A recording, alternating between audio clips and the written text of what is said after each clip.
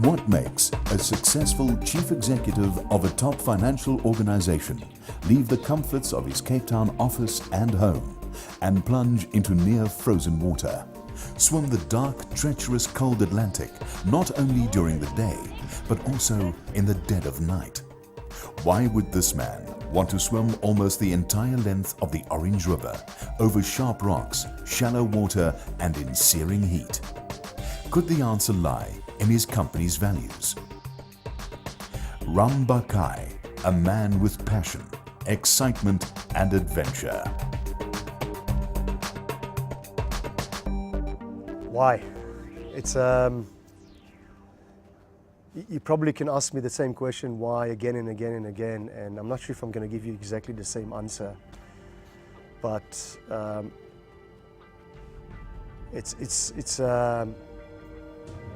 I like challenges. I like to explore. I like to do different things. Antarctica itself completely blew my mind. This massive, clean continent that is not impacted by politics, racism, economy, pollution, whatever. It's beautiful, just absolutely beautiful. And together with the cold water swimming, it looked like a great challenge. I must admit that suddenly, when it dawned on me what I'm doing, I think in the last minutes before I jumped into the water the first time after we broke the ice, and it was fun, but suddenly I was standing there with a speedo and it was whatever, minus a couple of degrees, and I knew that the water is probably very close to zero because we just broke the ice and it's fresh water. I think there was a bit of a feeling of trepidation there, but once I jumped in, I knew exactly that it was great. We spoke to the Israeli-born man at his home in Hout Bay on the western seaboard. I've done quite a few swims. Most of them are actually quite different, from Robben Island at night, 9 o'clock in the evening, getting out at 1 o'clock in the morning after almost 4 hours. And I think we got lost on the way to Bloberg, to swimming the entire length of the Orange River with a team of other good swimmers, swimming across the Sea of Galilee from where the Jordan River enters the Sea of Galilee to where it leaves the Sea of Galilee, which is about 20 kilometers. Rottnest. I've done some crazy swim around the entire Cape Peninsula from Kalk Bay to the waterfront. It's about 100 kilometers. It took us 30 hours, and I did it with a bunch of very energetic med students from UCT, and I don't know how I found myself into that bunch, but it was a great experience. And again, I love doing different type of swims, and also you explore, you get to know a lot of places from a very different area or different angle. Does Ram plan more thoroughly for these risky expeditions as he gets older and wiser? When it comes to difficult things or dangerous things, I think the training is probably one of the hardest parts, because you train so hard for a swim that can take you sometimes, like Robben Island swim, take you somewhere between 2 to 3 hours, depending on the condition and how you feel. And you train quite hard for that. Antarctica, aside from swimming probably hundreds of times in Clifton and Camps Bay in the last few years, the last 2 months I went there every single day, sometime on top of training in the pool, to get used to the cold water, whether it was southeaster or northwesterly waves, whatever. I went in every time, and I had good friends that helped me to swim there. That was hard. The hard part is also taking time out of a busy schedule to get the training done. Early morning, irrespective of outside temperature and conditions, the colder the better. Ram is a team player. He dotes on the friendship and camaraderie, even if his extreme events are mostly solo efforts. Dangers are not necessarily the predictable things. I'm not necessarily adrenaline junkie or looking for I'm not on any death wish or anything like that. I calculate the risk of each one of these swims. I do a lot of research before I go into these events, and there's huge amount of information available there on internet, Google Earth, research, Wikipedia, all of these places, even Facebook. I think the danger is when things catch you unprepared, and this can happen in the water where suddenly your body doesn't react to the temperature the way it always has. You panic, or you're tired, or suddenly you react to the cold much more than you did 2 days ago. And it happens. It depends on your metabolism and how you feel at a specific time. Sharks are always dangerous. We swim in the sea, and the fact that you don't see the sharks doesn't mean that they don't exist. There are many sharks around. You have to be very careful. Try not to swim on your own.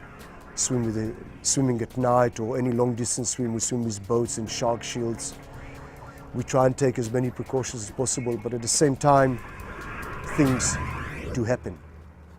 And the most important thing is to prepare well and not to panic when suddenly things or nature starts throwing at you something that you haven't expected, or it's a big wave or cold patch or ice, and to try and deal with it and move on. The minute you panic, you are in the middle of the sea, and it's not advisable to panic in the middle of the night, in the middle of the sea, or at 1 degree water. Yeah. I think the Antarctica swim is probably the most challenging one in terms of pushing the envelope. It is. I swam there a few times for a few minutes, but the swim itself at about around 1 degree, 22 minutes. Ambience temperature is around freezing. You don't know. It's like you plunge into the unknown, and it doesn't matter how much safety precautions you have, other logistic team, doctor, you don't know. So that's, I think, from that point of view, the fact that you don't know if suddenly your body gonna start, your heart rate gonna go through the roof, your blood pressure gonna go through the roof, you're gonna pass out. You don't know how your body will react to something that you've never done before, and very, very few people have done it. I think I know of only 2 people, that Louis and Lynn, that done similar things, So Ram has just had his pulse taken, and his blood pressure is very high before the swim, so he's just going to relax before it all happens and try and sort of calm down a bit. That's the plan. I think probably the Robben Island swim at night was probably the most challenging from a difficult point of view. You have zero visibility. You have no idea where you are. It's in the middle of the night, so you see nothing basically, and you might as well close your eyes. The only reason you have to keep your eyes open is to look at the kayak next to you to know where you're going. You have no idea of distance. You don't see the waves, so you can't. Rhythm is very difficult, because you raise your hand and suddenly a wave hits you in the face, or you open your mouth and suddenly a wave finds its way into your lungs. It's the middle of the night. Your mind plays a lot of tricks. The air temperature is cold. There's no sun, so you get cold, much colder than during the day. I think it was a very difficult. It was in that swim I basically switched off. I think after about 2 hours, and I just swam. waited to be told it's another half an hour, another small drink, another half an hour. I didn't care whether it's going to take 3 hours or 10 hours. Just put your head down, close your eyes and swim and swim and swim, and you get very cold. So I think that was the most difficult one in terms of challenge. To defy contemporary wisdom and survive life-threatening conditions, 50-year-old Ram had to prepare very thoroughly. Many thoughts haunted him. How will his body handle near freezing water? How intense would the pain be? Can he maintain a stable body temperature? Preparing for Antarctica had three parts in the way I prepared to Antarctica. The first one was research. Second one was physical training, and the third one was preparation of the mind. The research, I probably started a year before I went to Antarctica, trying to find as much information about anyone who'd been into the water, in Antarctic water, or Arctic water anyway, freezing water, doesn't matter, for 1 minute, for 2 minutes, obviously I used Lynn Cox and Louis Swim for his inspiration, and I got quite a lot of advice from Lynn Cox about how she dealt with issues. I went on YouTube and watched as many videos, clips that I could, of people plunging into ice water, of boats, people swimming under ice for a minute or two to see how they react, their face, their limbs, their body movement, body language, to see what it feels like to plunge into freezing at 1 degree water, basically frozen water, and how people do that, okay? That was the sort of the entry to the water. I tried to do a lot of reading about hypothermia and various experiences. Although from my experience, I think there's very little research out there about swimming in frozen water, because some of the advice that is giving there is not really working for us swimming here in cold water. We find other methods that warm you up better. So that's research, and research as much information as you can to try and prepare you for what your metabolism might do, your heart rate, your blood pressure, your mind, etc. All of these things. The second one is the physical training. That's something you can't do years in advance. You actually have to do it as close as possible to the swim.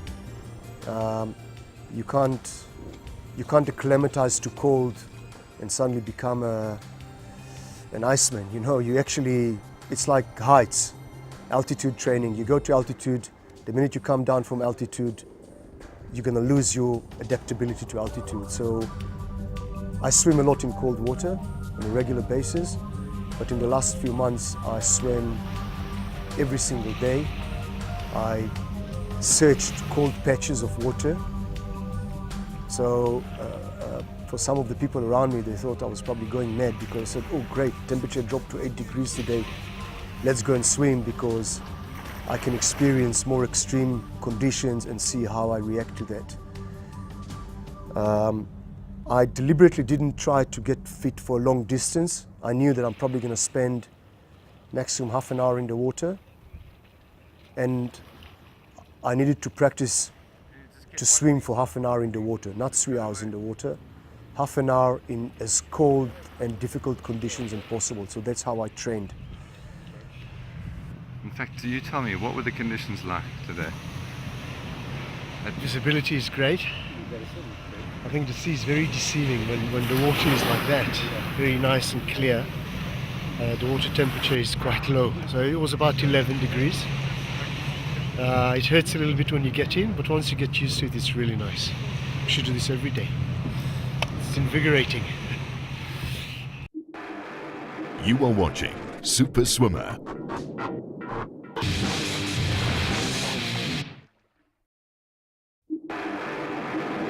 You are watching Super Swimmer.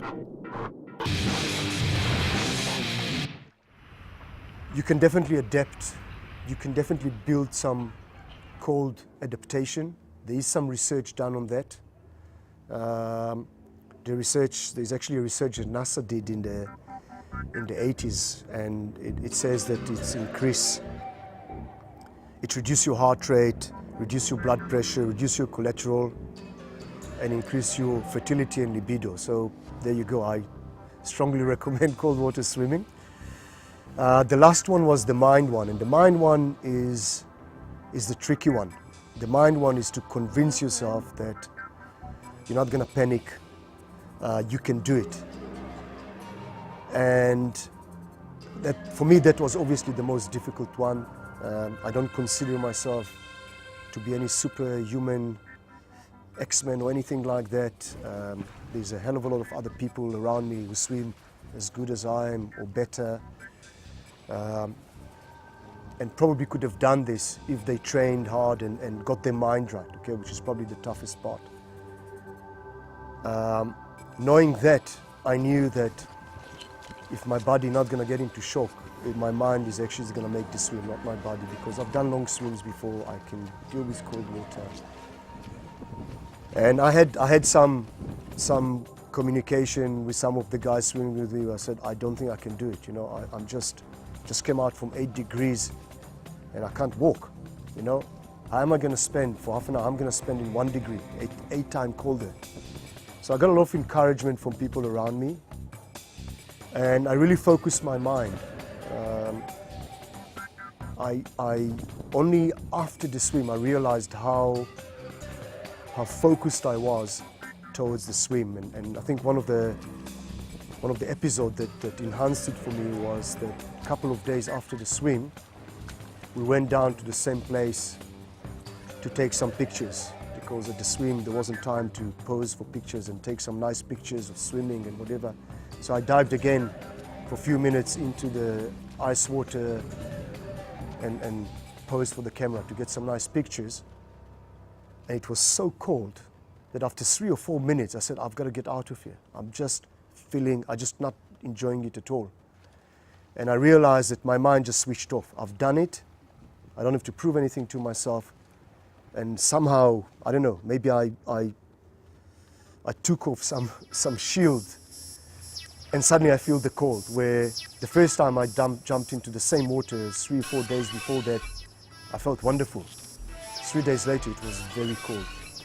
So I do believe that a huge portion of this is in your mind, and what you have to be careful that your mind doesn't push you over the limit of your body.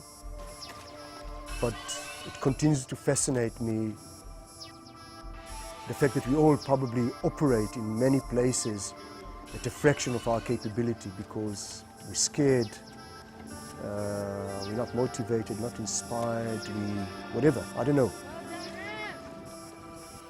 Barkai successfully completes his 1 kilometer swim in a water mass known as Long Lake, believed to be the most southern unfrozen water mass in Antarctica. His skin was numb. He had not panicked. The soles of his feet and his hands felt frozen. Medical staff and helpers from a nearby Indian scientific research station volunteered their assistance. This recovery is possibly the most dangerous part of the swim. People, friends, family, even at work, people always sort of ridicule me in an affectionate way about my passion for swimming. My kids know that everywhere we go, any country we go, any holiday we go, Daddy will find some water mess that I can swim, because wherever we go, I'd like to swim. Okay, and I'm not, you know, there's a few other mad people like me in Cape Town, but I do this because I feel comfortable in the water. I probably many times feel more comfortable in the water than out of the water. It's a beautiful sport. It's not an impact sport.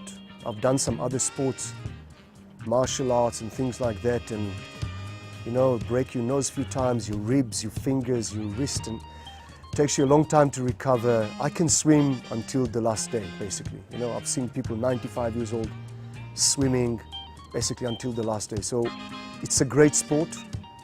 And I love water. I grew up with water. I love water. It makes me feel whatever, I don't know, peaceful. I like that feeling of swimming in the water. So the extreme part of this is, I think, that anyone who hasn't swum in the sea and got used to it don't know what they're missing. It's absolutely stunning. Just swimming there in the sea, it's just beautiful scenery. You swim with dolphins, you swim with whales, you swim with seals.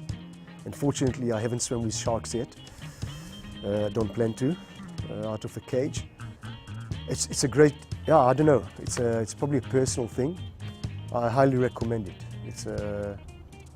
It's good for you. 500 kilometers from their starting point on the Orange River, the team reached the ocean at Alexander Bay, Namibia. Their sunburn, bruises and happy memories are a testimony of a miraculous feat.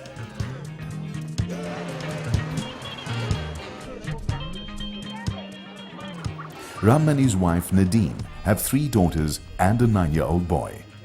Yeah, my family, you know, I'm juggling probably 3 balls at any given time. It's my family, my work and my swimming, and I'm passionate about all of these things in a certain way.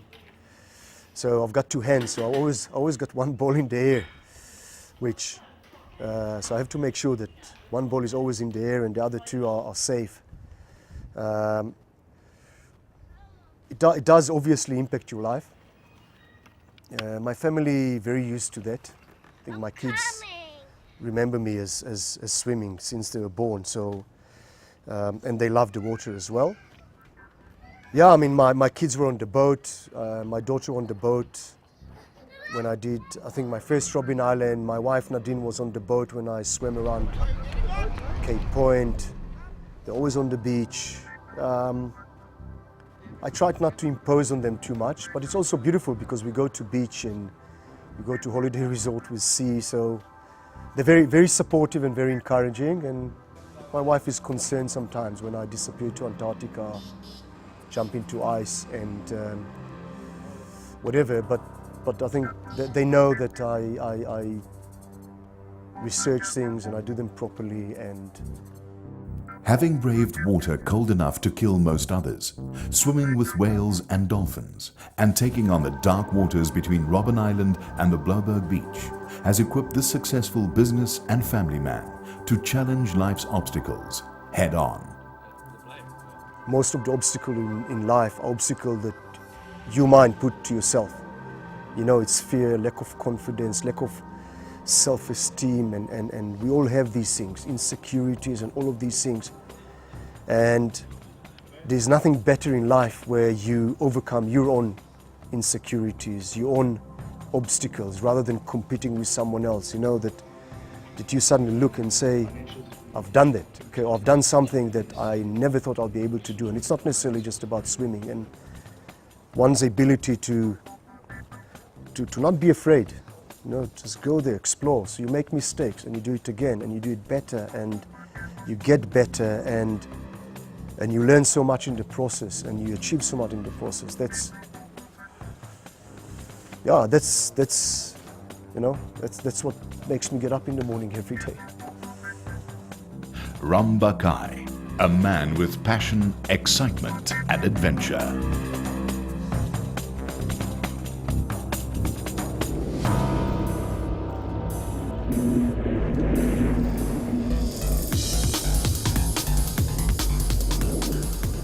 This has been Super Swimmer. Thank you for watching.